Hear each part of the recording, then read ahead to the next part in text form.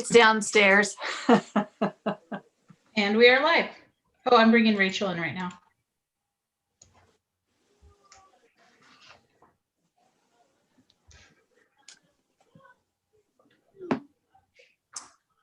All righty, we are live. We're out of closed session and have nothing to report out of closed session. So Amy, if you would please call roll again.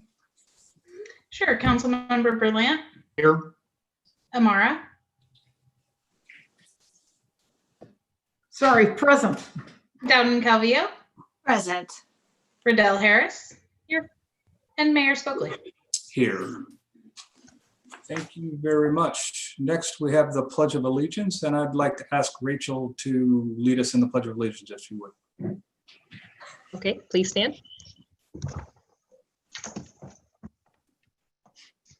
I pledge allegiance to the flag of the United States of America and to the republic for which it stands, one nation, under God, indivisible, with liberty and justice for all. Thank you very much. Next item is Mayor's accommodations, proclamations, acknowledgements, and announcements, and we have none this evening. So we'll move on to the next item, which is agenda approval. This is an item set aside for council members aside and or public to ask for removal, postponement, or a change to the listed sequence of an agenda. The agenda will be approved by a roll call to the council. Do we have any council members that want to make any adjustments to the agenda? Seeing none, any public comments on the agenda, Amy? There is not for agenda approval. All right, so that means the agenda is approved. Yeah, I'll actually take a motion and a second Yes. on that. I'll roll call it. I'll move approval of the agenda as proposed. I'll second it. Councilmember Berlant, Aye. Amara, Yes. Dowden Calvillo, Aye. Riddell Harris, Aye. and Mayor Stokely. Yes. Thank you very much. Next on the agenda is our consent calendar. These are all matters listed on the consent calendar are considered to be routine in nature and will be approved by one blanket motion with a roll call vote. There will be no separate discussions on these items unless persons request specific items be removed from the consent calendar for discussion and separate action. Any items removed will be considered after the motion to approve the consent calendar. I'm going to turn this over to Mr. Dunleavy to do a quick overview for everybody on each of the individual items, and then we'll entertain a roll call, a motion for the consent calendar. Mr. Mayor, when would be the time for me to remove items from the agenda, from the consent calendar? Do you want me to do that after, Yes, please. John? Okay, Yes. thank you. Yeah, Mayor and Council, just a really quick review of the consent calendar. Item 1 is the cancellation of the December 28th meeting. That's because City Hall is closed and also because of the holidays. Item number 2 is an agreement with the City of Colfax for part-time city clerk services. Auburn City Clerk Amy Lind does various part-time things for them when their city clerk has had to be out. So this is a renewal of that agreement that we have with them. Item 3 on the consent calendar is our first fiscal quarter investment report. This is for the first quarter, which would end on September 30th. Item number 4 is a $3,000 funding recommendation from the Economic Development Commission to the Chamber and the business associations regarding basically technical assistance for online commerce and services that would be provided. And then finally, item number 5 is the update of our reserve police officer job descriptions. This is required. We have reserve police officers that serve at level 1, level 2, and level 3. Level 1 being they can work all by themselves. Level 2 being that they can work with supervision, and level 3 being the entry level. So that is the consent calendar. I'd be happy to answer any questions.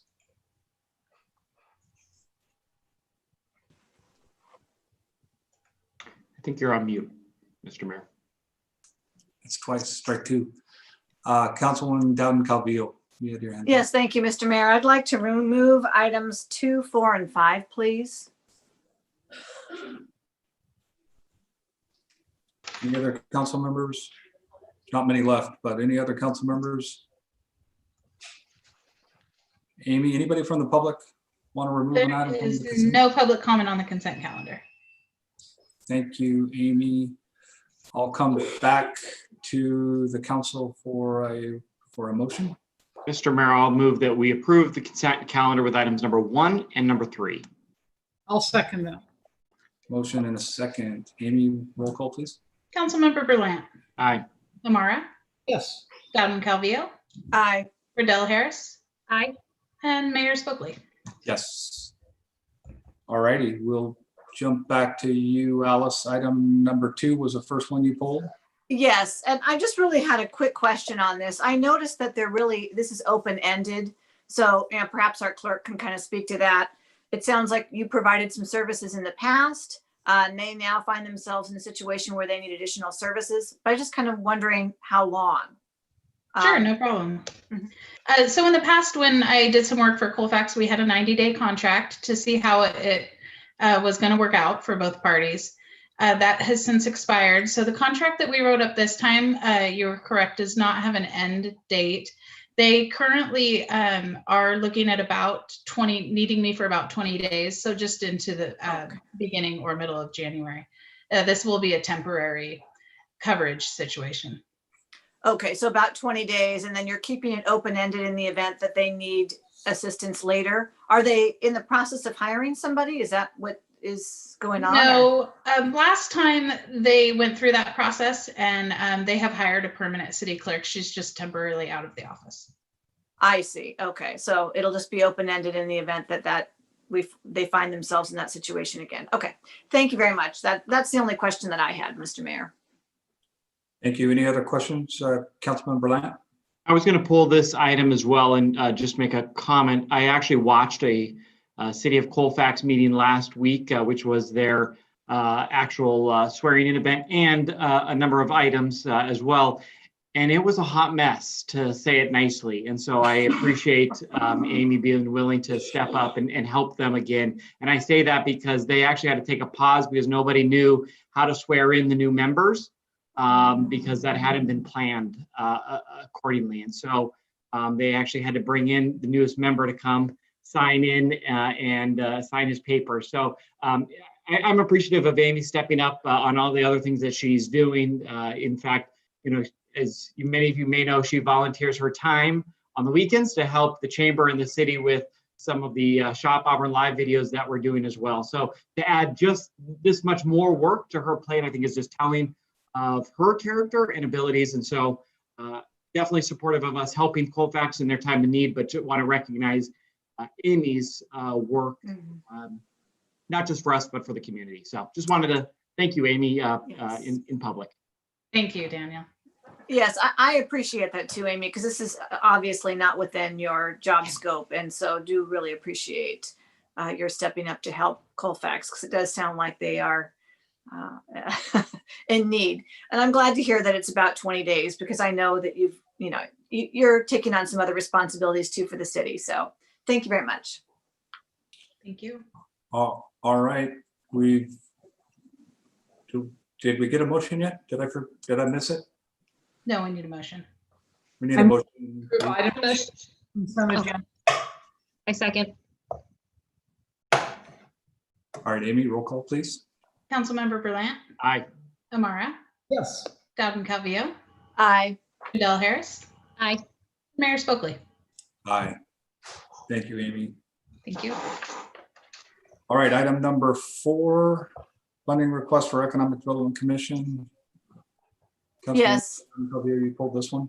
I did. I just wanted to have a better understanding as to why the EDC is recommending funding 3,000 of the 20,000 requested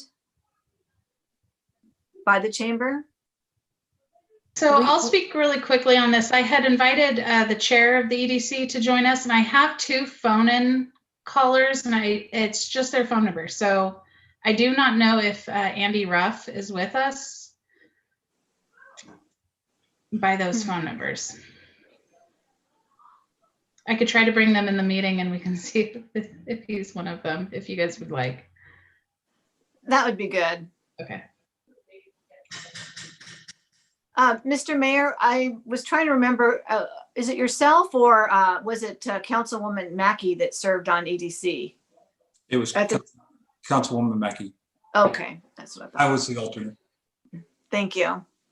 I have both phone-in callers on here. If one of them is from the Economic Development Commission, if you could unmute yourself. If not, I will put those callers back in the waiting room. Doesn't look like it. All eyes are on the squares. So in reading through the application, it seems as though they're requesting this small amount from the EDC. They've got other contributors to make up the balance of the funds needed. I'll just say from my perspective, certainly at this time, I'm certainly in favor of this contribution from the city and the EDC. The Auburn Chamber of Commerce, as former Mayor Berlant has stated numerous times, is doing a yeoman's job trying to help save our businesses. So this certainly is something I'm supportive of. Mr. Mayor, I'm not opposed to it. I just wanted to understand why we were only going to fund $3,000. When we talked about this at some of our economic recovery task forces, I was really supportive of utilizing the EDC monies to further assist our businesses, because it's not just about bringing in business, but retaining as well. And so $3,000 might not be enough. I mean, I know, and that's what my concern is that I'm not sure why it's so low. You know, I didn't gather from the application that they were, looking to fund or looking for additional funding sources for that 20,000. I know they've been talking about the county funds, the share funds or what have you, but it looks like they were applying for $20,000. And so I'm just not clear why we're only going to give them $3,000. The other thing I'd like to ask is if our city manager could just remind me of the budget for EDC, since we did revise that and we funded them in full. So if you could let me know what that amount is. Well, while he's looking, I'll go ahead and mention that the EDC does have kind of a short list of projects that they're focusing on for this year. Some are related to shuttling services, some are related to things like this. They've got a short list that they've been working on with John since the departure of Moore. So the fact that they had their meeting and they took the request of 20 down to 3, I wasn't at the meeting, so I don't know exactly what was discussed, but they do have a list of things that they want to try to get accomplished this upcoming year, and many of them will take the majority of the balance of the $20,000 that they'll have left. Let's see, Councilwoman Riddell Harris. Thank you, Mr. Mayor. The way that I interpret it is that this is the money that they need now for social media and web for businesses. And I didn't take it that they wouldn't need the rest of the money, just that this is the amount of money that they need, because we've talked numerous times on economic development at the economic recovery meetings about and town halls about what they need to get online now, and they need to get that web presence now so that way they can stay afloat. So I was just seeing this as that first chunk of money that they need, but I may misinterpret it, but that's how I saw it. That's how I, Okay, Councilman Berlant. Well, I reached out to the chamber and asked, and while I don't know the EDC's thought process, and it very well may be trying to balance it, it's not enough to do with what they're asking for. So I completely agree with Councilwoman Dowd and Calvillo. Is in the time period we're in, this has got to be a priority. And so not understanding all of the back end of how they got down to 3, but in talking to the chamber, 3,000 from EDC is not going to be enough to even kickstart this project. And with the notion of the county's dollars being in question or not coming till January, I definitely am supportive of 3, but want to hear how we can support the rest of this request. Yes. John, The total budget for EDC is 20,000. Now, if you approve this, it would take it down to 12,000 remaining. They put 5,000 towards the holiday decorations, and this would, if you go with 3,000, take another little chunk out. I don't disagree with Councilwoman Dowden Calvillo and Councilman Berlant, but not having anybody from the EDC here to explain why they did what they did. Again, now is not the time for us to, not be helping out in any way we can, but I wasn't at the meeting. I'm not sure what was discussed. I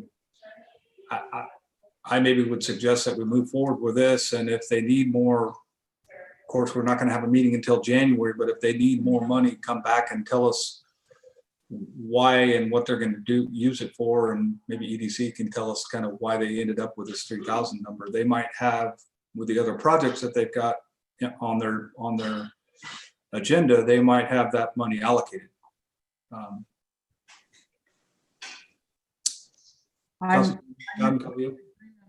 With that, Matt, I think we should move forward, and certainly they can come back in the first meeting in January. Mr. Mayor, I think that really, I appreciate if their budget is $20,000. They're not wanting to spend the entire amount for this purpose. I get that. I do know that really getting the businesses up online is really critical for these businesses, especially with the, reduction in their, the number of folks that could come in their stores.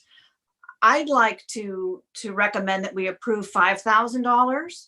And if they need more, then they would need to come, we can pursue that later. But I just, unfortunately, I have no background as to why they've reduced it down to 3. It could be they have other projects, but we as a council also have an opportunity to move monies around. But I just, they need to get rolling on this now, and I don't want them to have to wait until January. The holidays are right around the corner.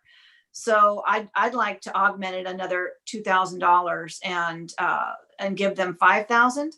And then if there's a huge issue with the EDC, I mean, they're not here. There's no documentation in the record to explain why they were reducing that amount or anything. Then they can come to us as well and ask us to backfill another 2,000 if that's, if they've already allocated those monies. I don't like to walk around them, but I just am very concerned and want to be able to help these businesses. So Councilman, in your conversations with the chamber, did they mention what amount they needed to get this going? I think they need all 20 to do it. I think it's not a piecemeal type of project. In order to get this online presence, it's $20,000. If I can just add, I think the one piece here that unfortunately I know the meeting hasn't occurred between city staff and the chamber and the business associations, but we already gave the city manager up to authority up to $25,000, and not knowing yet where between the associations, the chamber, and the city we've prioritized that money. Maybe there's enough there that could get the remaining balance of this project going. But I very much echo what Councilwoman Dowden Calvillo said, that time is of the essence at this moment. And I think this, out of everything, is the immediate priority because there are many places that cannot open at all and others that are suffering because they have the restriction of 20% with no online presence. And so I would support Councilwoman Dowden Calvillo's increase of another 2,000. I would also support if we directed city staff to meet with the associations. I know that there were some emails going back and forth that we were included on that I think jump-started that conversation, but without seeing that $25,000 and how it's budgeted, it's hard to know, is there more money that's needed? But I guess my comment would be, if more money is needed to get this vital element going, then city staff should come back to us and ask for additional money be appropriated above the $25,000. But again, I would look to the 25,000 as being the source to kind of fill the void.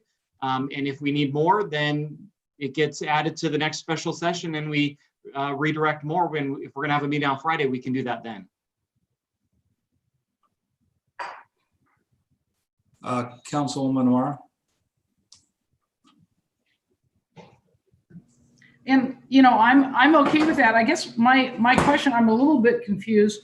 So is the 3,000 or the 5,000 that's coming out of money from the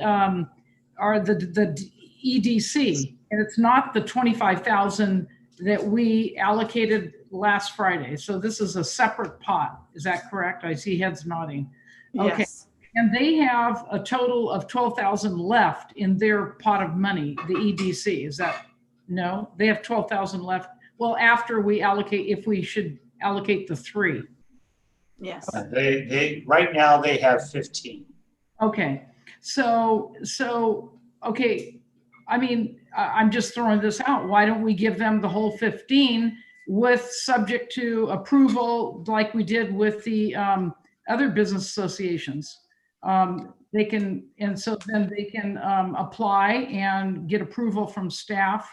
And if they need to utilize it, they'll utilize it. Just throwing that out, because I don't know another 2,000 if that helps them or not. Councilwoman Dowden-Calvillo?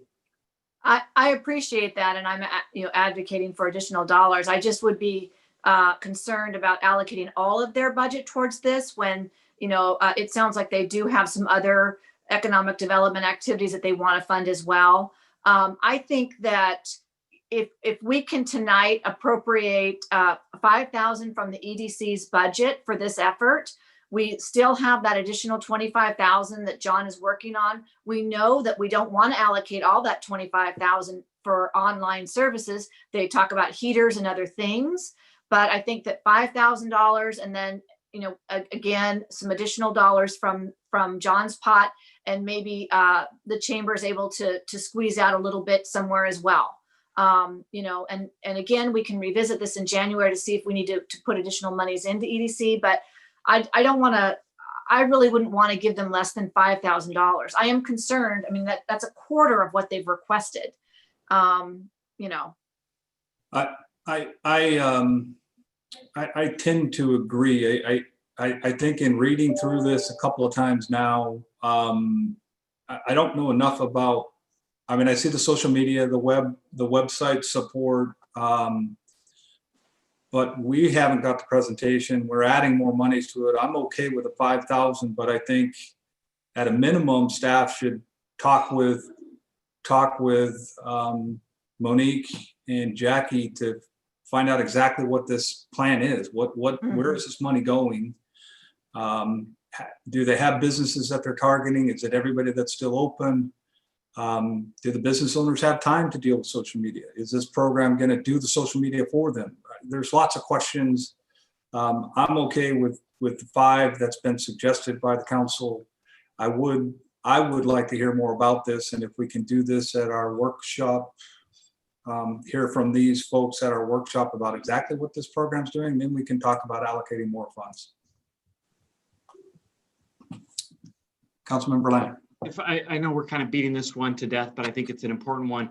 In looking at the request, I think the chamber is assuming that all the business associations in the chamber will get an equal split of the $25,000 that we've allocated. Thus, in their proposal, this project is a $25,000 project. I think they're assuming they'll put in 5,000, and then we're requesting the rest from the EDC. I definitely am in agreement that maybe we come back in January and revisit the EDC's website budget, because they may have other priorities, but this is obviously an economic issue. So I would be supportive of us bumping up $5,000 out of EDC, revisiting EDC's budget in January so that we're making them whole, but then working back with the chamber and the business associations, a plan of how the chamber then will come up with now the remainder $20,000 that they identify as needed for this project. And the project does kind of break down in the request, some of their thoughts of how they'll be building this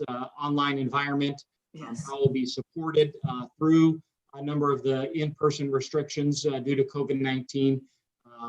So I guess bottom line is I support Councilwoman Donna Calvillo's soon to be, I assume, motion to bump it up to 5, come back January to discuss EDC, and then I guess on Friday we can hear kind of the rest of it. But I just would hate to hold this up and not get this going until January, when that may not be as needed as it is today. Okay, anyone else?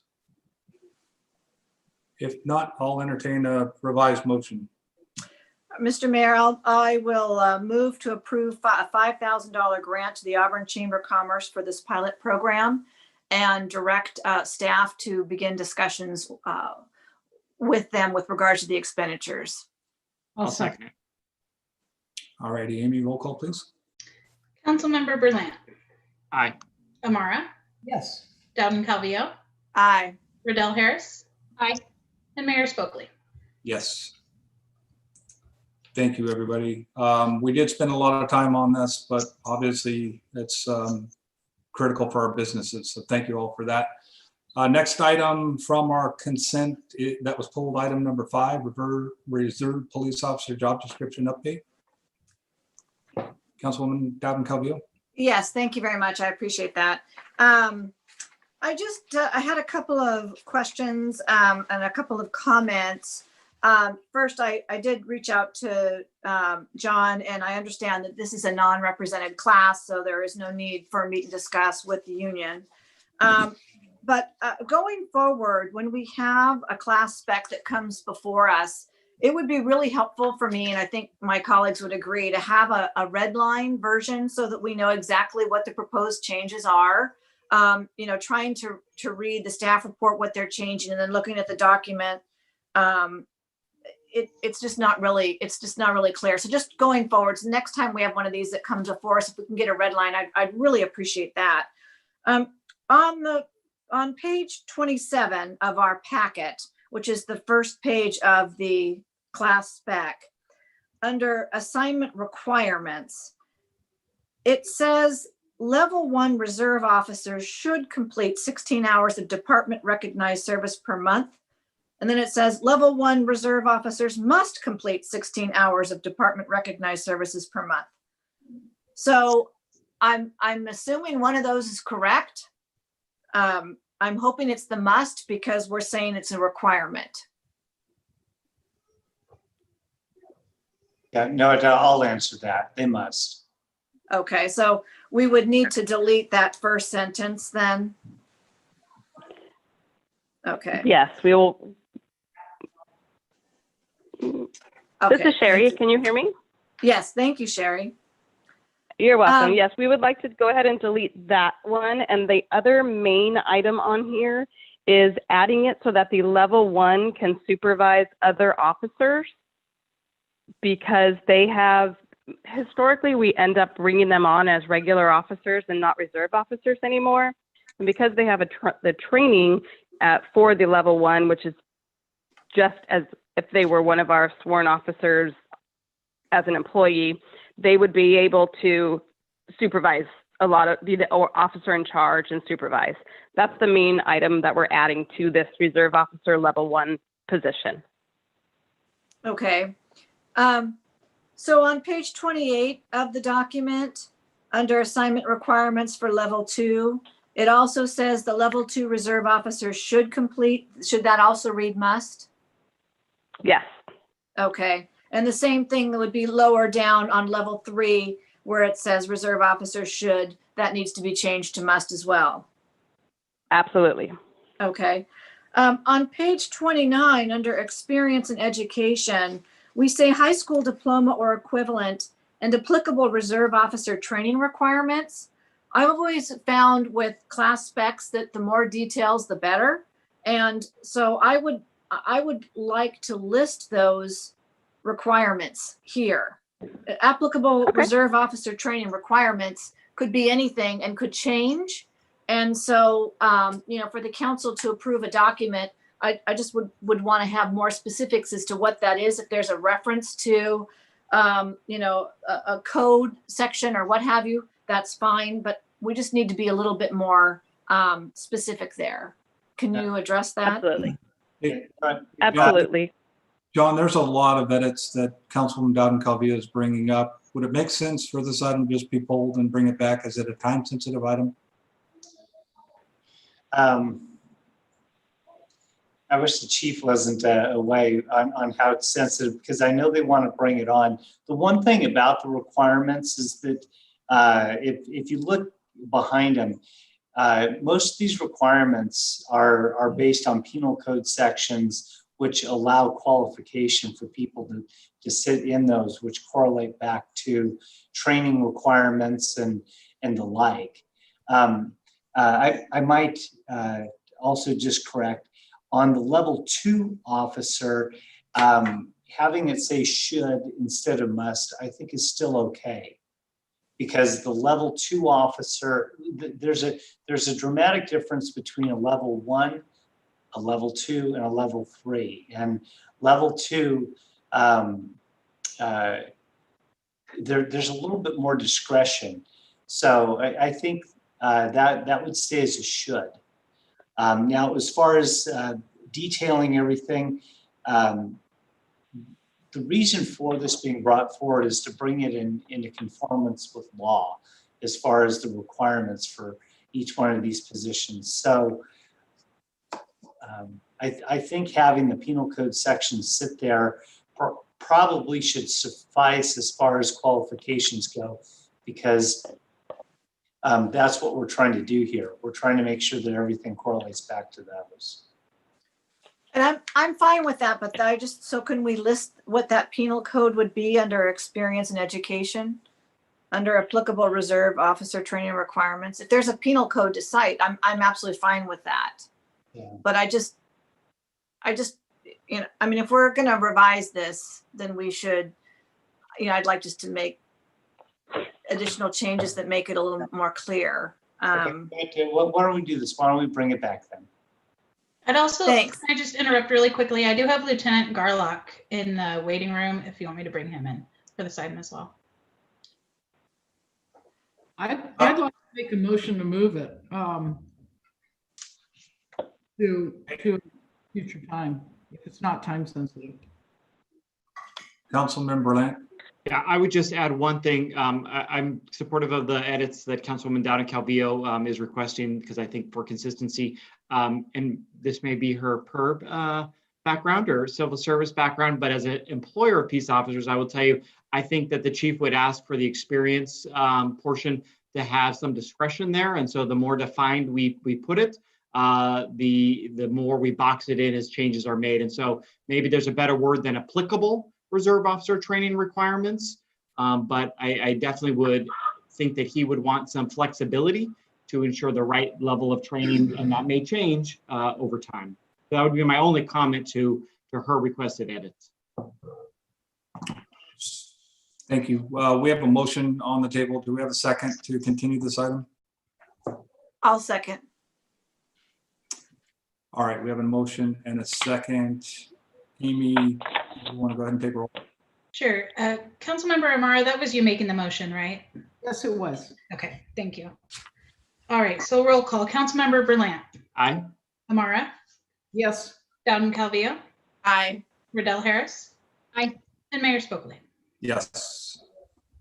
Mr. Mayor, I just want to say, John, I apologize. I wasn't able to get with you to discuss this with you. I was working on a highly sensitive deadline, so I couldn't get with you before the meeting. But let's circle back and I can talk to you about the concerns or questions I have before we bring it back, and then it'll be golden. All righty. So we're done with consent calendar. Let's move on to the next item on our agenda is public comment. This is a time provided so that the public may speak to the council on item not on the agenda. Please make your comments as brief as possible. The council cannot act on items not included in the agenda. However, the items will be automatically referred to staff. Please speak your name, spell your name, and provide your address. Council members shall have the option to speak for 30 seconds on other items not on the agenda at this time. Do any of the council have items they want to bring up in public comment? I see Councilmember Lance hand up. I will be real brief. If you did not see our normal public comment maker when we were in person, Sally Dolly, I see her almost every day out and about. And if you didn't see in the paper, her latest number is 1.86 million cigarette butts that she pulled. And of course, in the paper, they quoted her the same quotes that she gives to us. And though we haven't seen her and had her at public comment, I thought it was important to bring up and highlight her continued effort. So 1.86 million cigarette butts that she has collected through her process. Thank you for that. Anybody else? Councilwoman Amaro. Briefly, I think everybody received a park brochure, and I just wanted to highlight what a great project they're undergoing is that the Highway 49 Bridge Debris Removal Project. Kudos to Park. I think that's so fantastic for our city, and I'm excited to hear more about it. So thank you. All right, I have one quick thing to add. We had at Meddlers last Tuesday, Don Anderson asked about this, I think it was Don, asked about the schedule for the Highway 49 rehabilitation project. I did get some info back from Caltrans.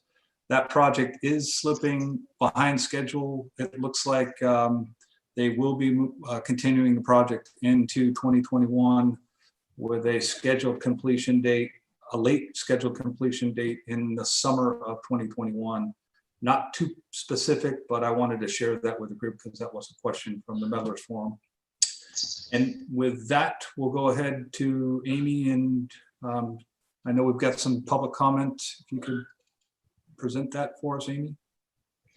Yes, this is public comment received for this meeting. It's been separately provided to each of the city council members and is available in my office for review by the public.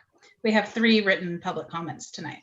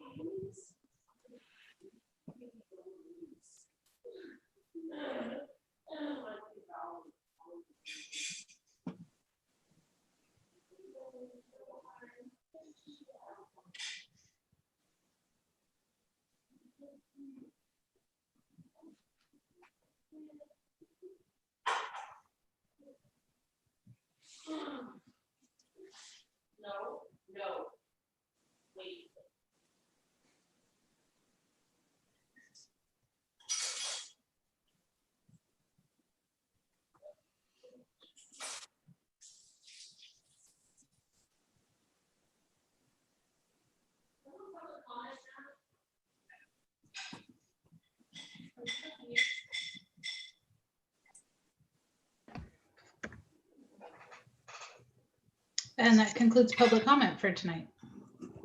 Thank you, Amy. Appreciate that. All right, we will move on to our first public hearing, item 7, and that is the introduction and first reading of ordinance regarding fees or charges for filing, accepting, reviewing, approving, processing, or issuing an application permit or entitlement for use for development projects. John, are you going to take this one? Yeah, Mayor and Council, note, I'll lead off and then I'll turn it over to the city attorney.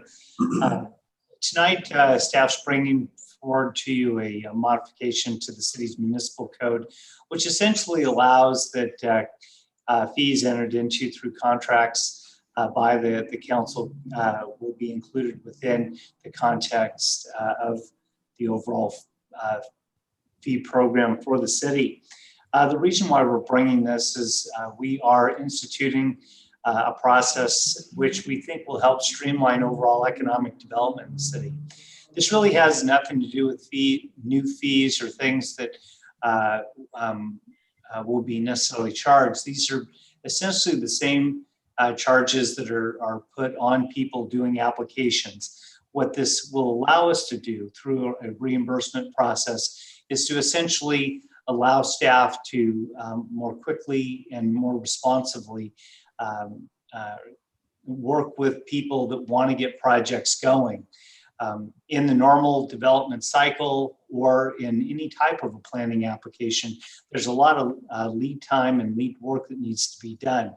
The idea with a reimbursement agreement allows people essentially to make a deposit and based on various types of on-call contracts that we may have with private contractors to be able to move the work over to them.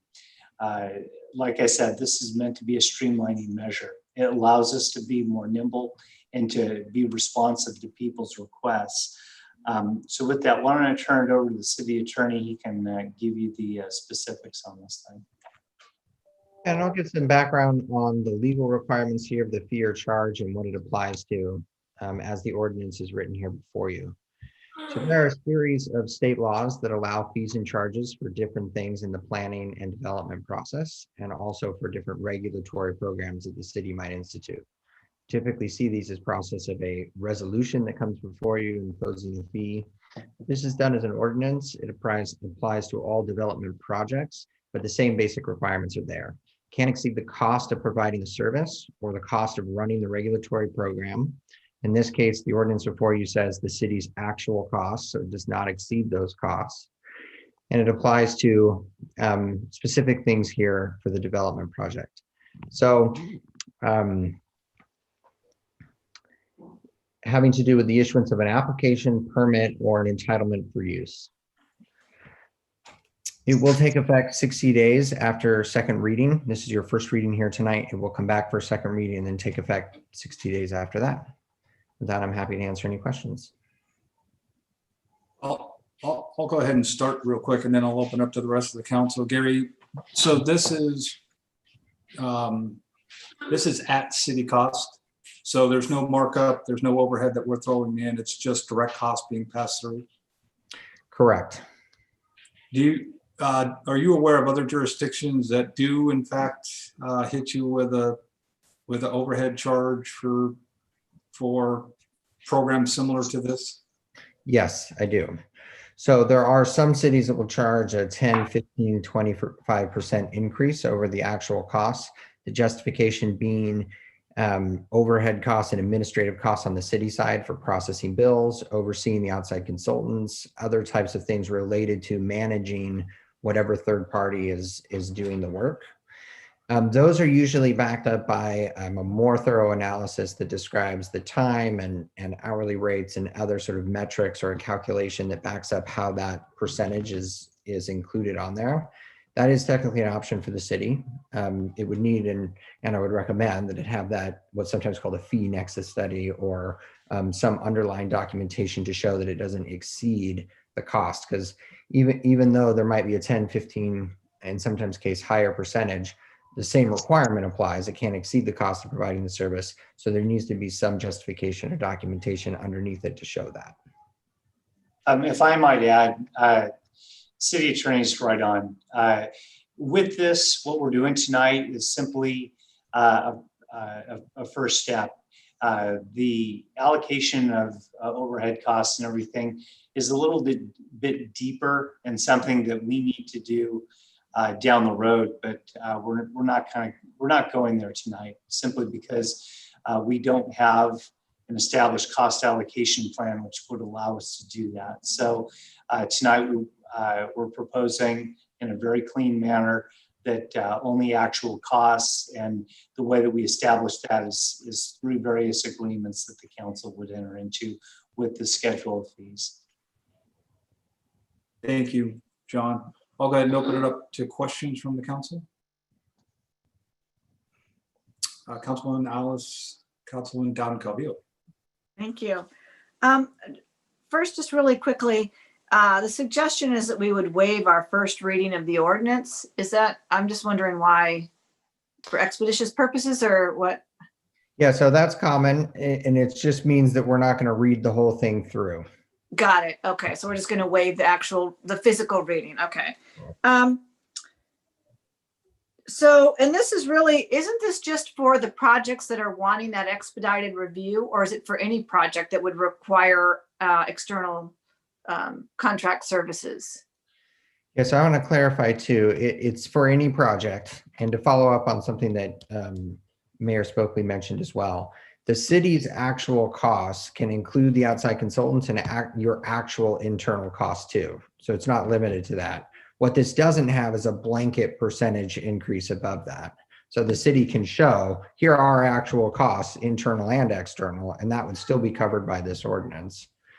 And this is broader. It's not just for expedited review. The way this is drafted would be broader than that too. But I believe For all, okay.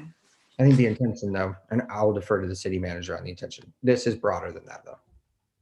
Because I thought we had, and it could have expired, but I thought years ago we had some kind of an ordinance or something that allowed us to collect reimbursements for expedited review.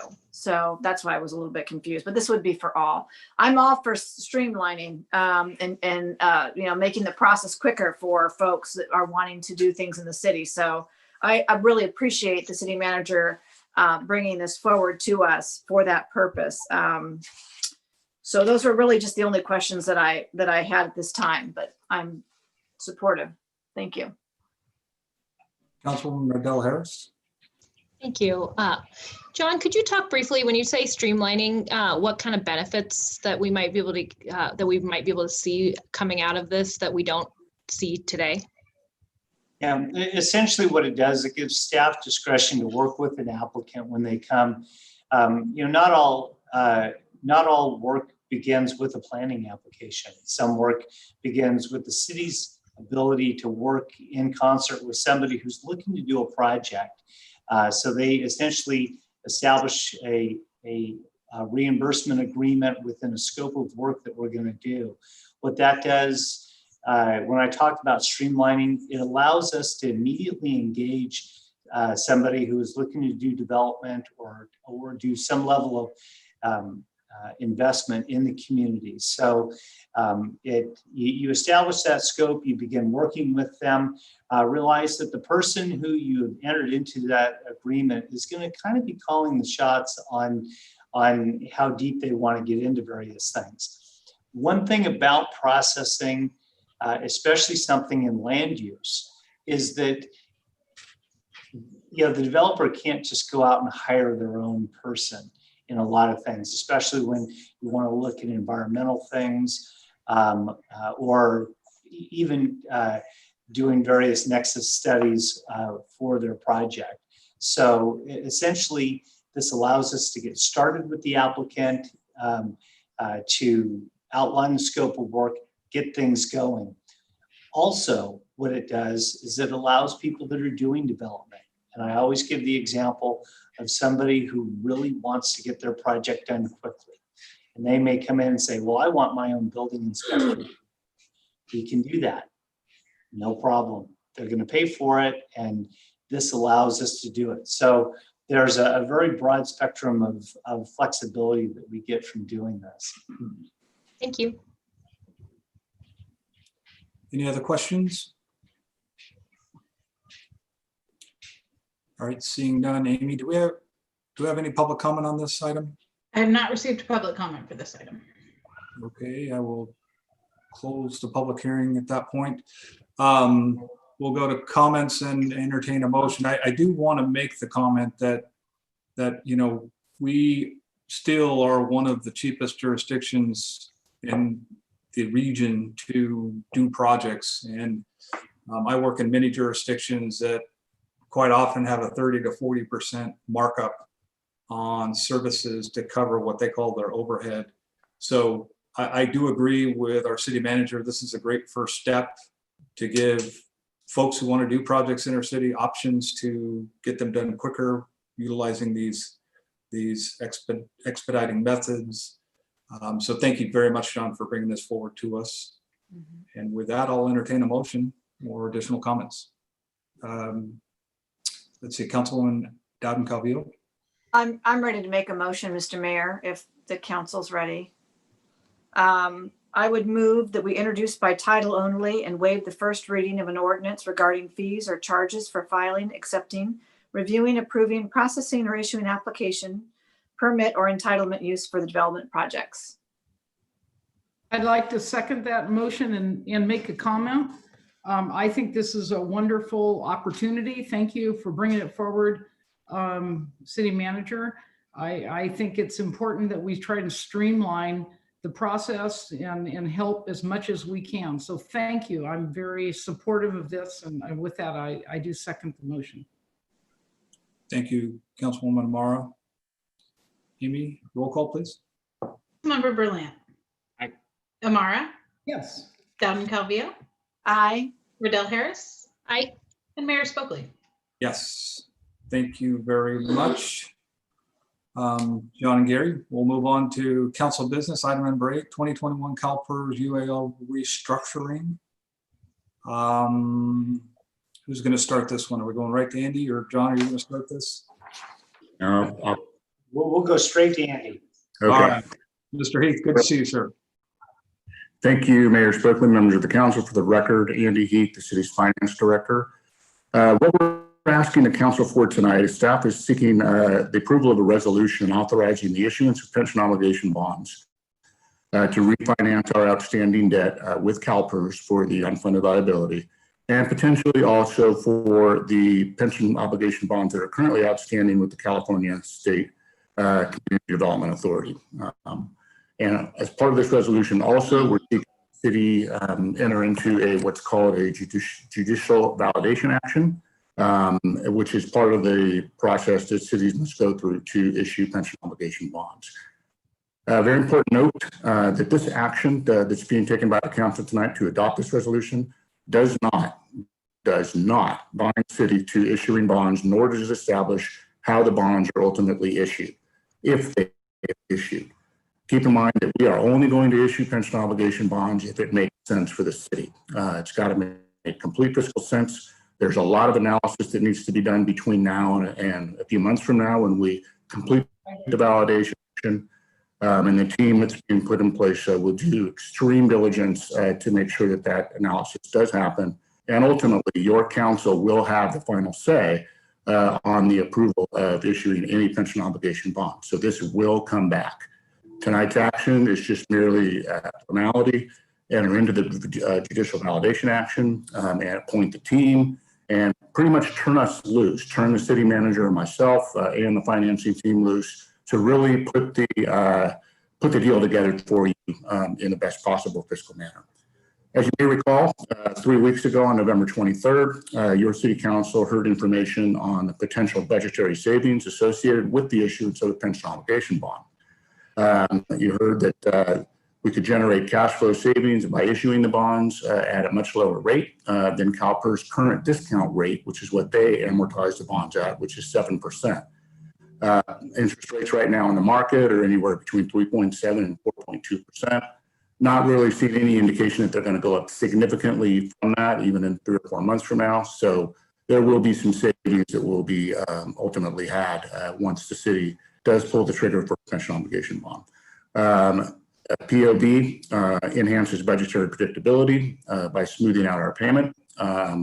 We're not subject to the whims of CalPERS in the future.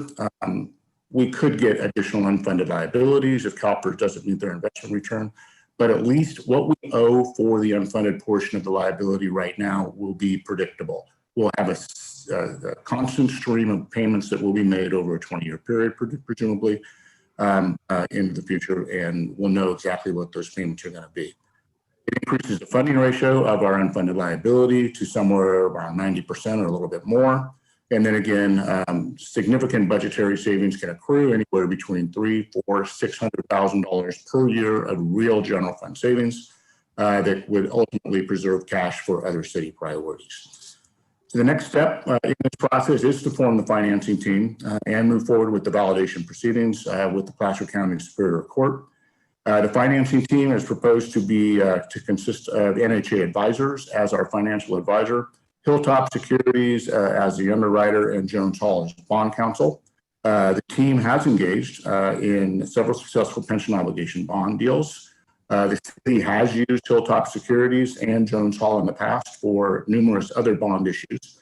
And both the city manager and I have worked with NHA Financial Advisors, which has proven to be a very reputable financial advisory firm that really works well. And they're really good to work with. So looking forward to that.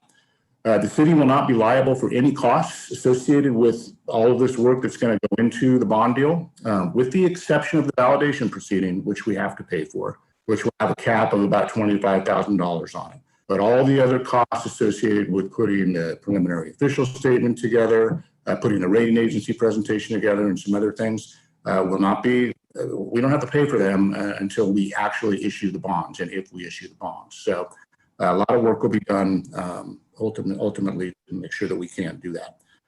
The financing team will immediately start working with the city on the validation process and the options for financing the obligations. They'll work on a preliminary official statement used to solicit investor interest, and we'll also work on a credit rating presentation, as I mentioned, to make sure that the bond community and the people that want to buy these bonds really understand how well off the city's finances are. The validation proceedings will be facilitated by Jones Hall, which is the proposed bond counsel. And again, this should cost no more than about $25,000, probably a little bit less than that maybe. This is necessary. This process is necessary for the court to validate the city's legal ability to issue these pension obligation bonds, and then confirming that sales meets the state's constitutional requirements. So this is something that needs to be done. This can take up to 4 months. Hopefully it does not take 4 months because we cannot start the bond process until we actually complete the validation process. So when we did it in Grass Valley, it took about 2 months. So hopefully we can get it done quicker. But with all the COVID stuff going on and all the delays in the courts, we may see, it take up to 4 months for the process. We are looking for the court to enter a judgment in favor of the city that the obligation does legally represent an obligation imposed by law. That's what we're looking for. In addition to moving forward with the validation process, the resolution that's before the council tonight also authorizes a bond issuance of up to $26 million. And this is the high limit, okay? More than likely, we will not be issuing $26 million in bonds, but we need to have that cap there in the event, something comes up where we actually need to do something different than go up to 26 million. Total outstanding CalPERS UAL, as you might recall, is about just over $20 million. And then our pension obligation bond outstanding right now with CSCDA is about 2.1 million. So that's only about 22 million. We have that 26 million cap just in case something else comes up or there's something else that's advantageous to issue bonds up to that amount that we're seeing that would save the city money. This resolution also authorizes the form of the bond indenture, which is basically the plan. And if you went through the bond indenture, you notice that there were a lot of blanks. There's a lot of blank spaces, no real numbers other than the $26 million cap number, because all those blanks will be filled in once we actually have a plan to bring back to you that will be the bond issuance. So that will be coming back again for council approval. So in a nutshell, staff is asking your council to approve moving forward with the validation process, authorize the city manager and the finance director to work with the financing team on possible pension obligation bond structures, and then approve the form of the indenture, which ultimately will be completed later when the bonds are contemplated and sold. It's important to note that adopting this resolution and commencing the validation process simply provides the city with the basis to issue pension obligation bonds in the future. It does not, again, in any way obligate the city to issue these bonds, nor specify the bond specifics. So with that, I'll stop.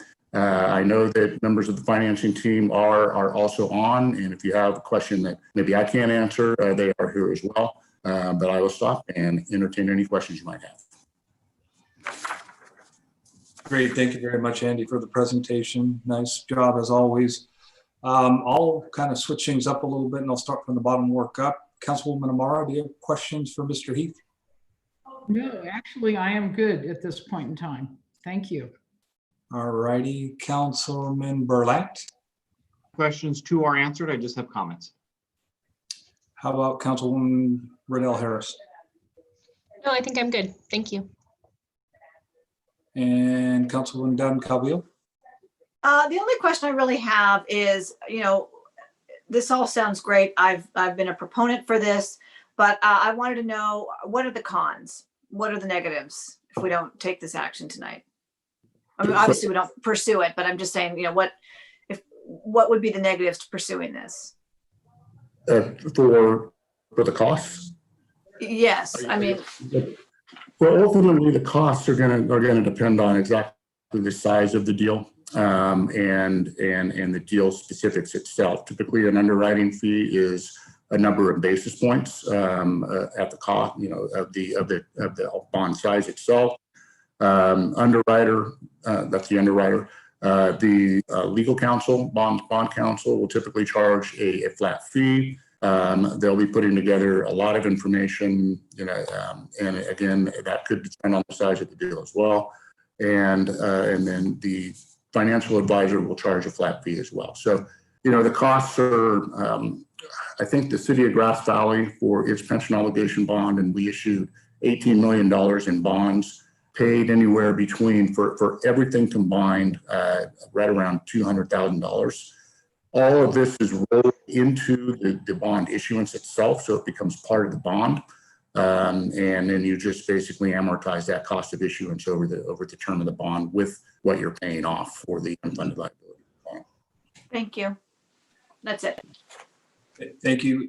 Andy, kind of a similar question, but what given the COVID situation and the uncertainty of what post-COVID world looks like for many of us, what are some of the risks that we have doing this process at this time? Are interest rates going to get us? Are there other economic uncertainties that might affect this bond issuance? What other risks might be out there due to the timing that we're in right now? And that's a great question. You mentioned one of them, right off the top is the interest rates. So interest rates have come up a little bit, but they're still in relative historic lows. When the city of Grass Valley issued their bond, they got a fixed rate of 3.61%. What we're looking at now is right around that, 3.6 to maybe 4.2%. It's still significantly less than the 7%. And as I mentioned in the presentation, I don't anticipate rates will rate upwards too much to where, at least from a rate comparison perspective, this will become, something that we don't want to do. I think we'll still want to do it. The other big issue has to do with the validation process itself and the need to really work with the Placer County Superior Court. As COVID persists and as the courts continue to get backlogged, we're going to have to look at time just like everybody else. So hopefully, we can get this going and get it going quick and get in the queue so that we can complete this validation process without any issues coming up and move on. The other big risk is CalPERS themselves and any changes that CalPERS may invoke over the next 4 months. I don't anticipate any, but we haven't anticipated CalPERS changes before and they've happened. So we'll just have to watch that and kind of see where that goes. But those are probably some of the biggest risks that we have.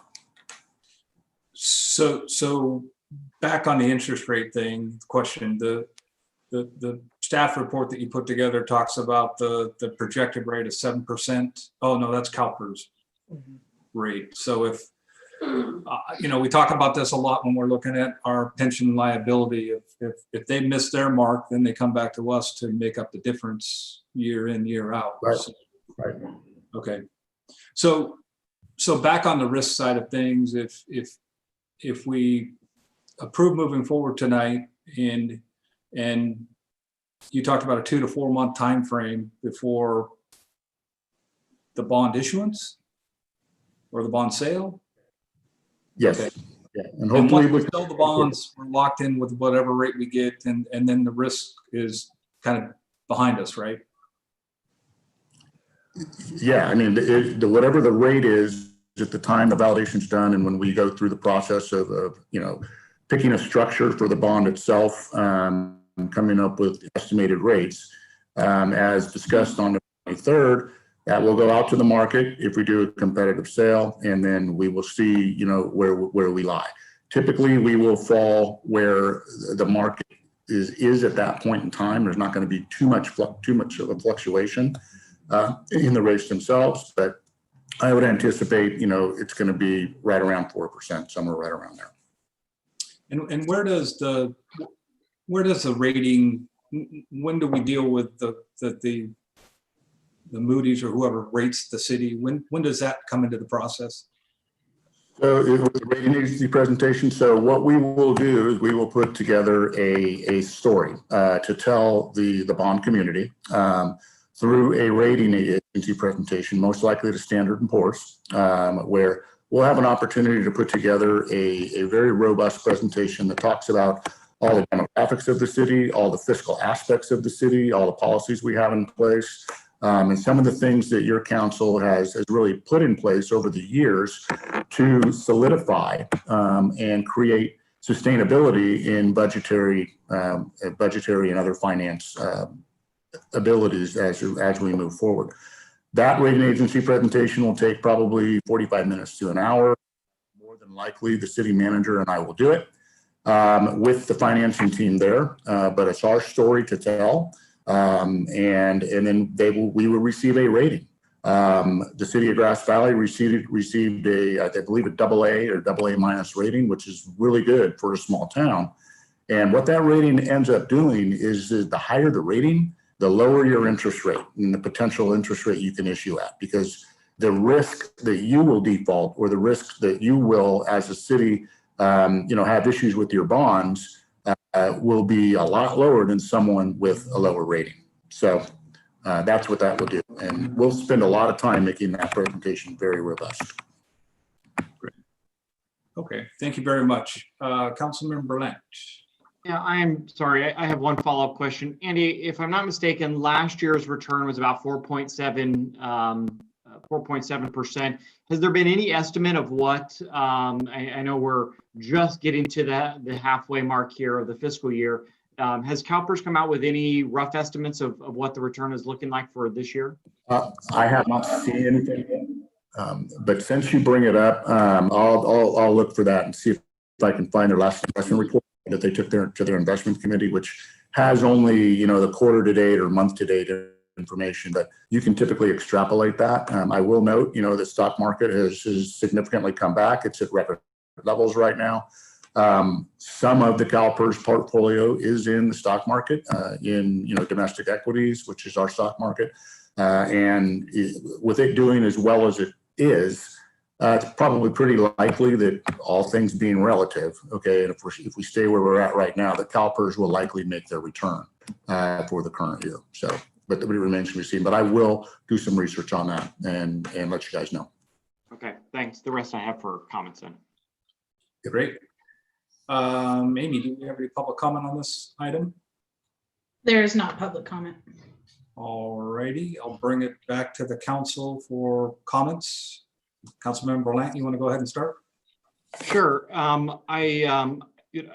very appreciative of this process. I think anything we can do that saves money is a good thing, especially over the long run.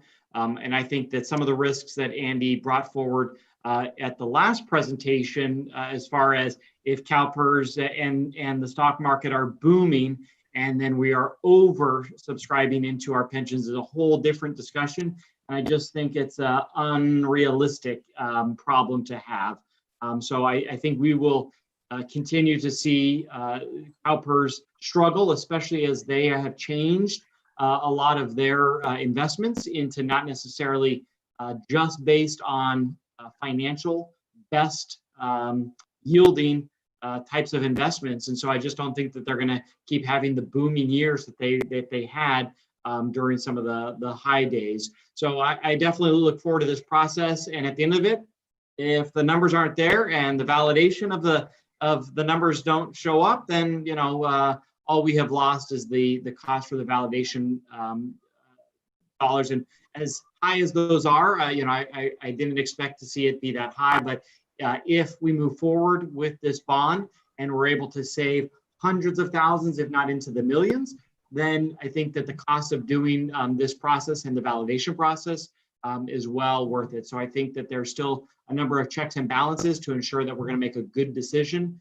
but definitely supportive and appreciative of Andy, in particular, your time. I know that this is your specialty, and so very much looking forward to you and your finance team coming back with some numbers and for us, the council, to make a decision. And then I definitely look forward to watching it go out to the market when that happens. So I'm definitely in support of moving forward with this. Any other comments from the council? Councilwoman Dowden Calvillo? Yes, thank you very much, Mr. Mayor. I echo Councilman Berlant's comments on this. This has been something that I have been promoting for months now, after having an initial meeting with Andy to discuss this as an option.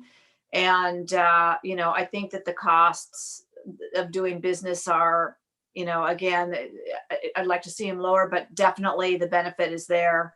So I look forward to seeing, what comes next after we go through this particular process, and so that we can move forward. But I think, again, the cost savings are there. The predictability is there. We have the backstop already there with our reserve specifically for unfunded mandates.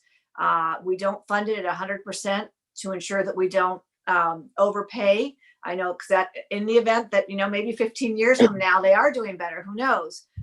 So, we rectify that particular risk there. So it's all good in my book. And I'm very happy that we're discussing this and we're moving forward, I hope. Thank you.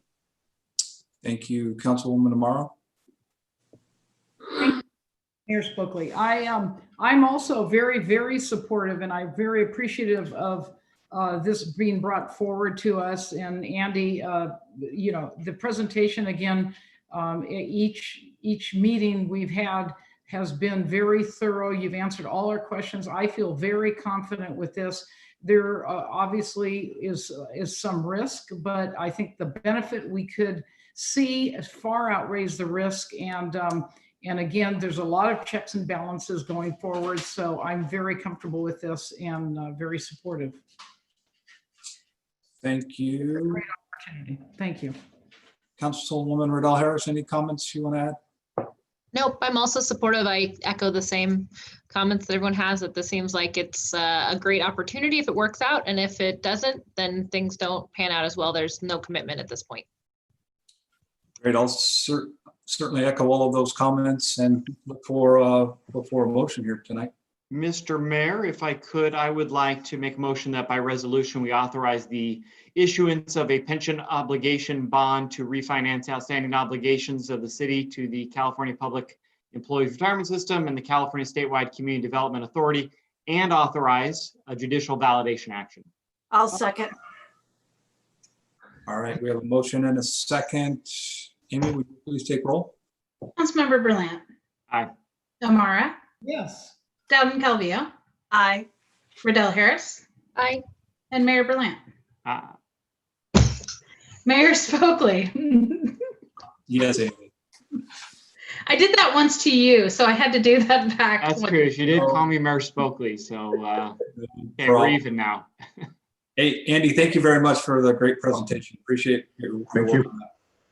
You bet. All right, back to our agenda. We're moving on to item number 9, the mayoral appointments on boards and commissions. And I will take that one. I did reach out to most of you. I didn't get a chance to connect with Mr. Berlant, so I kind of held his seats that he had from before. There were a few of you who asked to kind of slide things around and move things around. So I thought we'd just bring it up here tonight and go through it quickly. Again, some of the boards and commissions are typically set by the vice mayor and mayor, so I'm holding that tradition. So when you see Sandy and I together for that budget committee, when that committee does meet, which isn't very often, it's the mayor, vice mayor that do that. I think Bill and I met once on that committee when I was his vice mayor. The 2x2 is another one of those committees where we have typically the vice mayor and mayor will sit down with two board of supervisors and staff to kind of talk through issues as they arise. I'm going to try to streamline this and run through some of the questions and comments, and then I'll certainly open it up to you guys to let me know your thoughts. There are some committees, and SACOG happens to be one that I sit on, that your tenure on the board definitely matters. It matters not only physically where they seat you in the large horseshoe boardroom table, but it matters, you know, in the committees and other subcommittees, pardon me, that we serve on. I'm currently chairing the Land Use and Natural Resource Subcommittee for SACOG, and that affords you lots of different things and lots of communication with the director, executive director for SACOG and senior staff. So there also has been a bit of a disconnect with Auburn, in that we had a transportation agency down in Sacramento, SACOG, and then our local Placer County Transportation Agency had a different person serving on the board. Mike Lukin, the executive director of PCTPA, actually has had conversations with us about trying to get the same person, so we don't lose continuity between the two different boards. A lot of the actions that happen at SACOG are overlapped by PCTPA and vice versa when it comes to transportation funding and the like. So as I mentioned, I tried to go through and honor everybody's requests for the various committees and commissions. There's lots of them here that we all sit on, and you know, we all tell folks who ask us, you know, about the job of serving as a city council member. These meetings that we have every couple of weeks are sometimes pale in comparison to all of the committee meetings that we sit on and the work that goes into those committee meetings. So I have gone through this, and I've talked again to most of you about the various places you'd like to be. And I guess I'll just open it up to comments. I did put a bit of work into this to try to get the coverage that we needed. We have a lot of stuff happening out at our airport. I think our city manager has some great ideas about how we kind of improve things out there. So that I think will be an important position in the upcoming years. Pioneer Energy is a very important post, and Alice has had an opportunity to kind of jumpstart and get involved and dig into some of the issues that are related to the Pioneer Energy position. So again, I guess with that, I'll just open it up to anybody who has comments. I see Daniel's hand go up first, so I'll start with Councilman Berlant. Sure. Just because you made the comment that you and I did not get a chance to chat, I'll just let you know that I'm appreciative of retaining the committees and the board assignments that I have had. Many of them I've had for 6 years. And while I had a very good conversation with our city manager about the need sometimes to shake things up, I actually would echo your comments about, especially on the regional boards, you know, having some tenure on those is very important. To ensure that you know, we're able to articulate the needs of our community in the bureaucracies that sometimes those regional boards and the politics those regional boards have. So I just wanted to throw it out there that I am supportive of the commissions, boards, and liaison positions that you have set forth for myself. Thank you. I think I saw Councilwoman Rodell Harris's hand go up next. I had a quick question and then a comment. On the list of all of the appointments, there's gray and green colorings. Is there a reason for the? Sorry, I am always aware of color coding because I do that to remind myself of things, and I was just curious what those mean. I should have erased all of the color coding before I okay, it was for yourself. It was for myself, just as I went through and said, yeah, I'm pretty comfortable. I changed the color of them. As for the gray coloring, that's kind of a institutional thing that's been on this chart as long as I remember seeing the chart. Those gray colorings, and Amy, you can correct me if I'm wrong, but those are the quote unquote regional boards, right? that we sit on? Those are the positions that include a stipend or pay per meeting. Oh, Oh, okay. okay. Okay.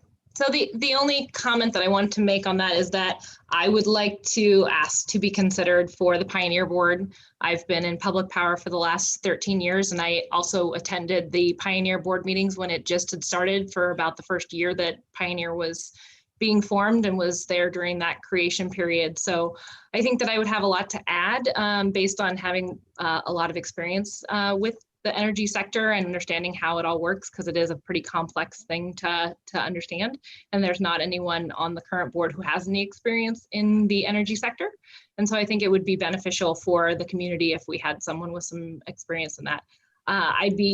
Though I think that economic development is important, I would be willing to give that up if I could possibly switch with Alice to get that position, because though economic development's important, I just don't have as much experience in it, and I think it would be my experience would be more beneficial in Pioneer.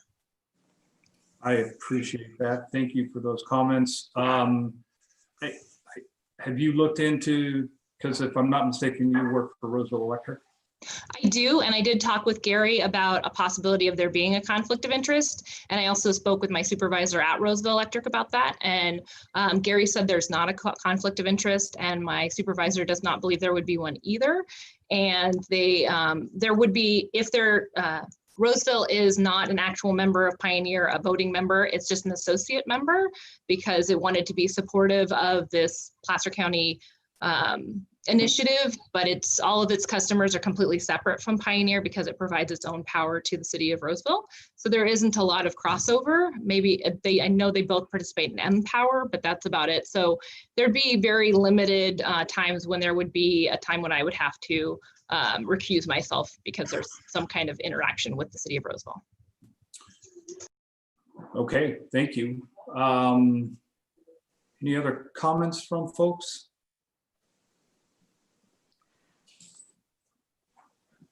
Go ahead, Councilwoman Dowden-Calvillo. I appreciate what Councilwoman Riddell Harris is saying. With regards to Pioneer Energy, I have had multiple conversations with Cheryl about this, and I actually did do some energy work during the Schwarzenegger era. It was years ago, but I'm not exactly complete newbie to this particular issue.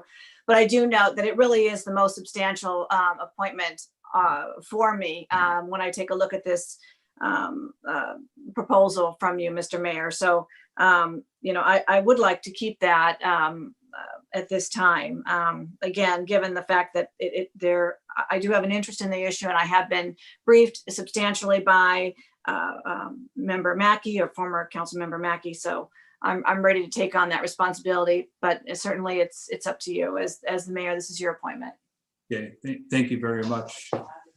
I will make another quick comment that all of these committees and commissions, for our city, it's most beneficial, and I don't mean to tell you this, but I'm going to say it anyway. It's most beneficial that we jump into these committees and commissions, and particularly on some of the larger, more regional bodies, and take leadership roles. Just because we're a small city and a small population doesn't mean that we can't be great leaders in these forums. So I guess do what you can and jump in with both feet on all of this stuff. I did look through Sustainability Advisory Committee, and it didn't list an alternate. So I wanted to ask Sandy, do you think it makes sense for us to add an alternate? So if you can't attend a meeting, that you can have your alternate show up?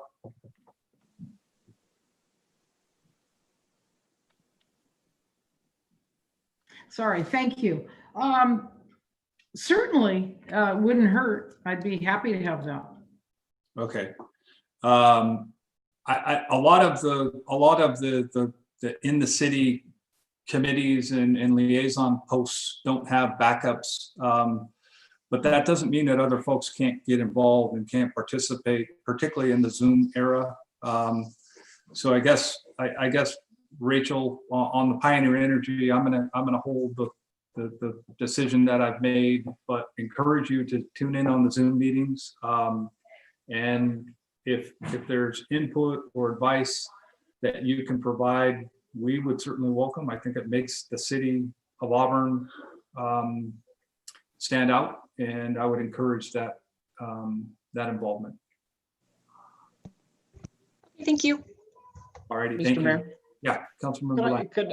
could I just ask, and you know, don't mean to be too forward with based on your decision, but just based on her experience, what would be the concern about making her the alternate, so that we do have somebody who has energy knowledge and an enormous amount of experience, who can then backstop Councilwoman Down in Calvillo, and like you said, not miss a beat, hitting the ground running if she's already been participating in the meetings.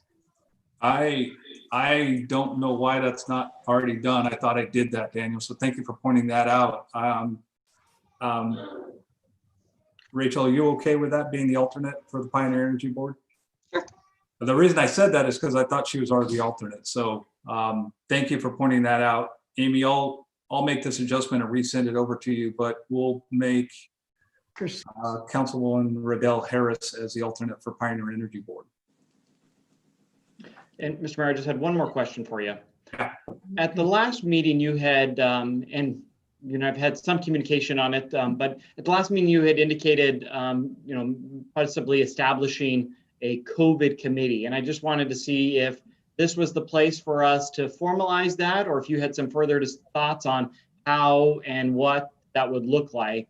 But I just wanted to, if that was going to be the intent, and even if it's informal, if we wanted to capture it here so that people can recognize the fact that, you know, we are doing a lot of things in a lot of different places. Yeah, I think I've talked a little bit about how we formalized that. I certainly am hopeful that we will be all standing in lines in the first quarter to get our vaccines. So I don't know if we need to do that as a formal resolution or something informal. I don't want to create a committee that's going to be around for a couple of months. I did talk about the COVID committee, kind of picking up, Daniel, where you've left off with the workshops on Fridays.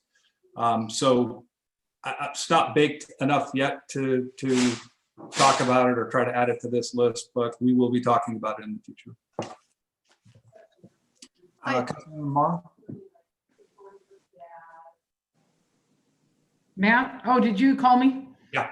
Thank you. I just wanted to throw this out. Is there anyone out there that would like the ARD to be the ARD liaison?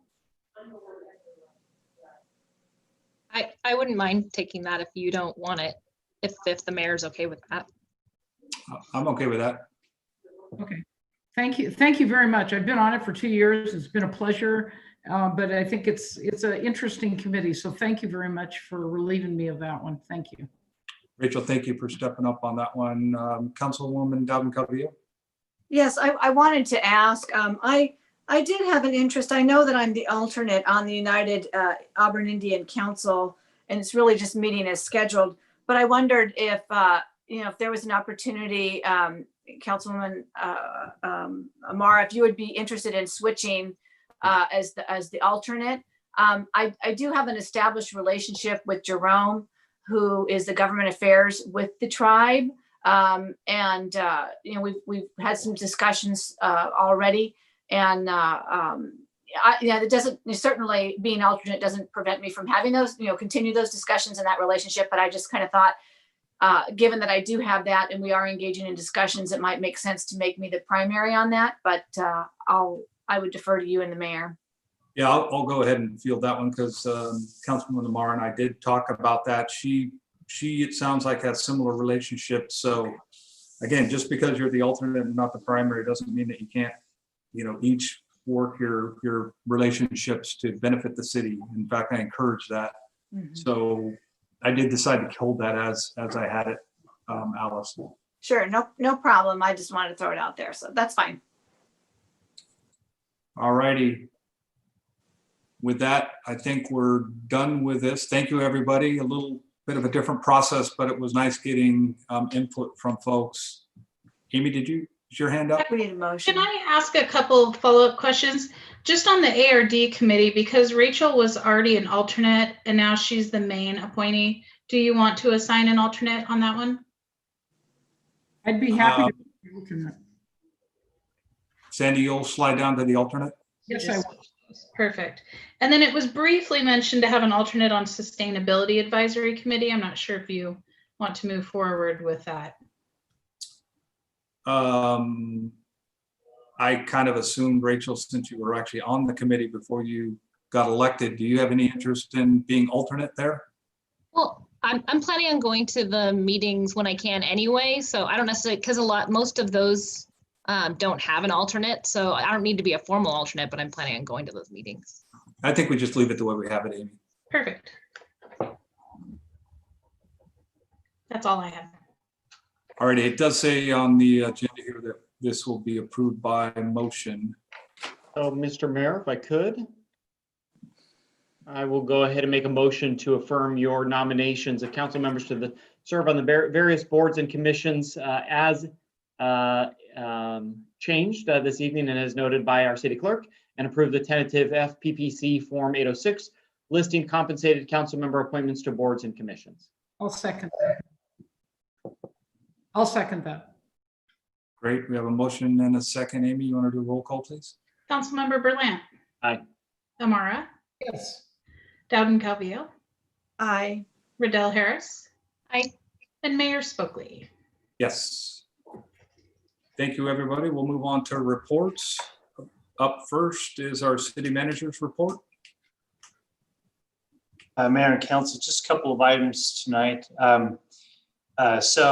If you haven't heard, the governor issued a stay-at-home order for the greater Sacramento region. Lots of effect on businesses. I will tell you that we are starting to do some education with some folks. No matter how unpopular and impactful some of the decisions are, we do need to work with the businesses to gain compliance within the things that they're doing. Very difficult, going to require a lot of outreach and education on our part, but it's something that we just have to do because from what it has come down with the governors, they're very serious about many of the things that they're working on. So expect us to, I'm going to work with the chamber, the business associations to try and get outreach to some of the businesses. One of the things I will share is that there's a lot of innovation going on. I think the retailers are doing very good things this weekend, even in the rain. Both downtown and Old Town were just packed with people, and it was very encouraging on that. Obviously, on the restaurant side, there are many challenges because they are relegated now just to takeout. So lots of communication, and expect that we're going to be working on that. And then finally, something that I'd like to share with the council is I've been really working to engage with our various labor groups and here in town within our organization. And I see really good leadership amongst them. Today, we had one of those kind of tough conversations. We are moving to a new payroll system, which is just a little bit behind our root canal. And we are moving to the payroll system, but the meeting was very constructive. We met with the fire union kind of sees themselves as the ones that are going to get beat up first. So they stepped into the bear trap and we did this. But I will tell you that it was very good leadership as we were meeting with their reps and their folks. They brought up really good questions. And I think the number one thing that we came out with was the idea of collaboration. And it was really good. Typically when you're meeting with labor and their legal representatives, you don't really bounce out of those meetings usually, but Today I did. And I'm really proud to work with these individuals. It seems like they want to solve some problems on some things, and I think we're going to get there. So I'm starting to appoint various employees within the organization to work on critical things. One of them is what I'm calling our systems group, and two individuals. One is John Rogers from the fire department. The other is Samantha Davis, who is our supervisor over all the dispatch and admin operations records in the police department. They're going to work with the staff to really help strategically position us. There's a lot of internal improvement things that we can do, everything from our building permitting system to maximizing GIS to really going through our entire organization. And from where I sit, it's nice to have people that you really have faith that are going to get in there, be tough on the issues, get the things done to benefit the organization. So overall, a really good week and for Monday, but a lot of confidence moving forward. So from me, the council can look. I'm going to be getting a pretty comprehensive update on just a lot of the stuff that is really on the plate of our entire organization. So look for that. It'll be the good, bad, and the ugly. So it'll be an entertaining reading, at least. Anyway, that's my report, Mr. Mayor. Thank you very much, John. I will just add, John and I have had a couple of long meetings, and one of the items that we're going to be working on together to get organized will be a council city manager retreat. So we can make sure John's heading in the direction we want him heading in, and make sure John's familiar with what each of us has as far as our personal preferred topics for our city. So look for that coming in the first couple of months of 2021. And I guess we'll move on to item 11, COVID-19 update. So we did have our workshop last Friday. Earlier in the day, we had the mayor's meetings attending. The reports go fairly quickly. The Health and Human Services, Dr. Oldham is there, and he kind of runs through his updates. I talked about most of this stuff on Friday, but I'll just kind of repeat some of this briefly. One of the big things, and I know Daniel has had a few conversations with Supervisor Gustafson. I know I have as well. I got a chance to talk with her this morning about the additional CARES dollars that were talked about coming to the city of Auburn to kind of help some of our restaurants, and particularly with heaters and outdoor seating areas and covers and that sort of thing. I'm not sure that that's completely done. Cindy and I had a good conversation this morning about the fact that now in this 3-week period where we are shut down, our restaurants are shut down, we need to be focusing on what happens week 4, because they need to get out there, they need to make money, they need to earn a living. The stay-at-home orders, is just horrible for these folks. Retail as well, same for retail. But the Cindy was having conversations internally about the additional CARES dollars coming to Auburn for these programs.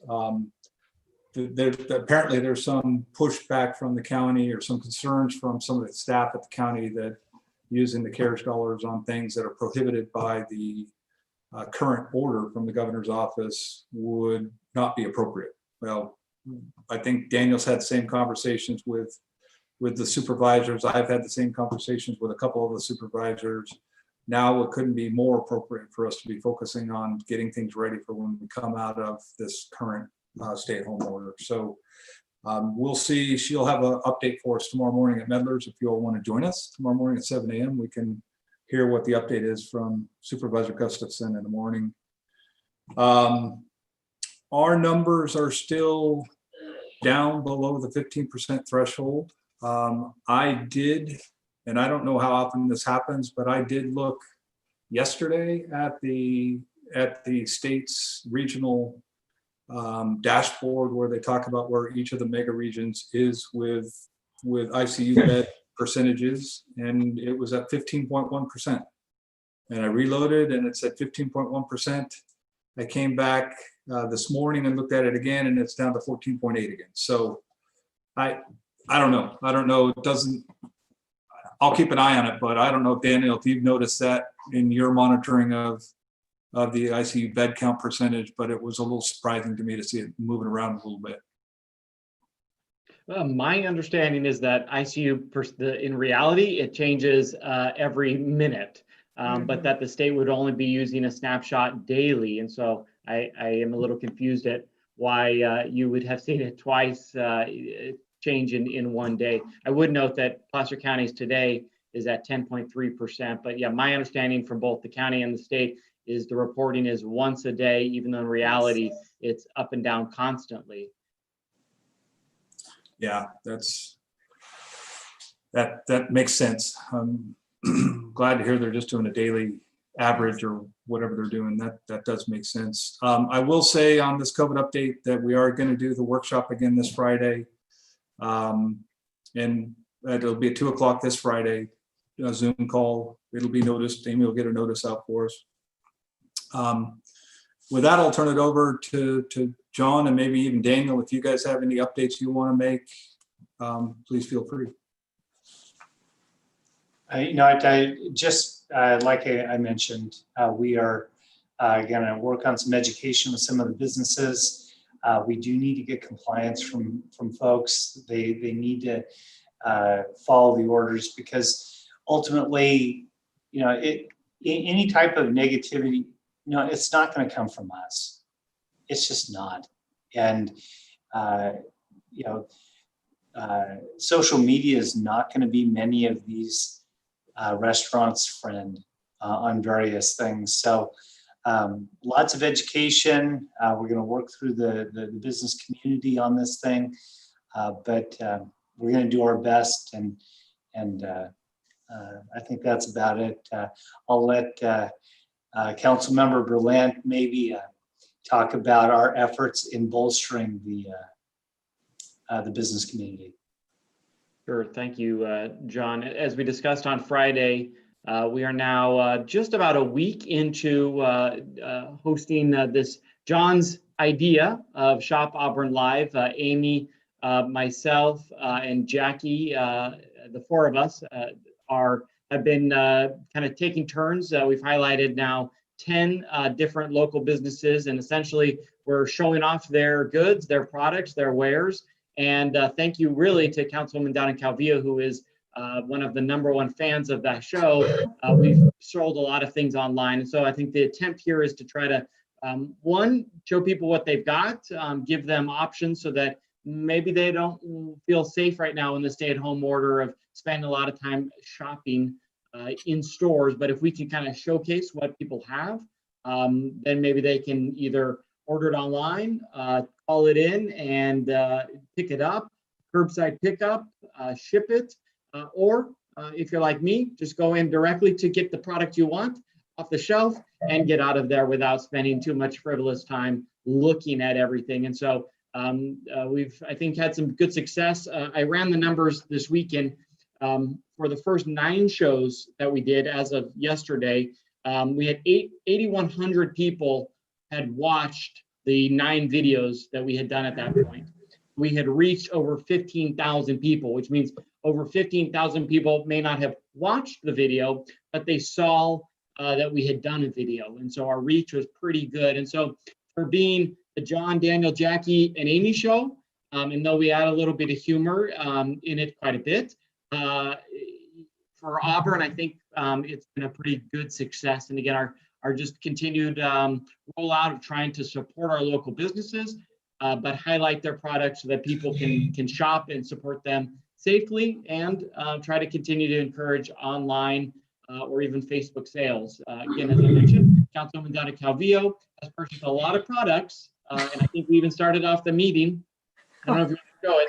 She didn't even have to go shopping. She just watched the video. She saw that, item she desperately needed. And so we set it aside for her, and all she had to do was pay for it and come get it. And so, again, trying to make it easier and safer for people to support our local businesses. And at the end of the day, think Auburn first. Don't have a set schedule because Amy, John, Jackie, and my schedule are already packed. We're doing our best to squeeze these in as we can. So hopefully you all, if you have not, follow Think Auburn First on Facebook. That is the site that we are using. And then one thing that I would note, back to the chamber's request to get some online shopping presence and social media presence. One of those items would also be cataloging these videos so that people could say, could figure out a search mechanism so that if you're not thinking of a certain product associated to a certain store, you do the search and it kind of helps make that connection. And I'll just end with, we're really trying to highlight those unique items that you just may not think of that specific store would host. And a lot of us, including Amy, myself, John, and Jackie, we also are doing our part to keep the Auburn economy alive. And my wife hopefully is not watching, but I need to stop letting her come with us. Those are the wrong words, but we end up buying a lot of products, the four of us. So that's kind of the update of what we've got, and hope to continue to build on that momentum. Thank you very much, Councilmember Line. Do appreciate it. And thank you everybody for all the hard efforts there. We have one last item, item 12, the City Council Committee reports. Do a quick run around the screen here. Does anybody have any updates that they want to make? See, no. Councilwoman Dowden Calvillo. Yes, so the Auburn Endurance Capital Committee is meeting on Wednesday, and we will be talking about the recent referral of the water bottle filling stations that came under public comment. So we'll be discussing that at that meeting. And I also just wanted to let the council know that at the last airport meeting, it was announced that a charter school that had, I guess, disassociated, it's no longer going on. They took some of their funds, that they had some extra funds, and they donated them to the airport for scholarship at the tune of $88,000. Wow. So now the airport has an additional $88,000. I think they already had, like $75,000. So almost doubled what they have. And they'll be able to use that for scholarship, really the interest. So that was kind of an exciting announcement. That's fantastic. Mhm. Councilwoman Amaro. Thank you. Yes, just briefly, I attended the Chamber Governance meeting, the ARD meeting, DBA, and they're all working hard. Again, the focus for everyone is COVID and getting through these hard times. And every meeting that we attend, the emphasis is shop in Auburn. And I think all of us are doing that. And I think it is making an impact. I do see people roaming around, and I think it's important that we do stay local. So the other thing is there is a sustainability meeting on Thursday. I believe, Rachel, do you recall? It's 1:30, and I think it's Zoom. It'll be Zoom.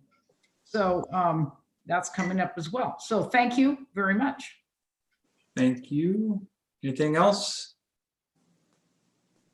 All righty, John, like your blazer, like your holiday blazer you got on there. Very nicely We ask done. that he stand up and really show the residents of Auburn how festive he is. Yes. Show us your Christmas spirit. Yay. Spin, John, give a spin. Very nice, Well, John. thank you, Amy. Thank you for featuring him there. All right, with that, I'll go ahead and adjourn this meeting. Thank you all. Have a wonderful evening.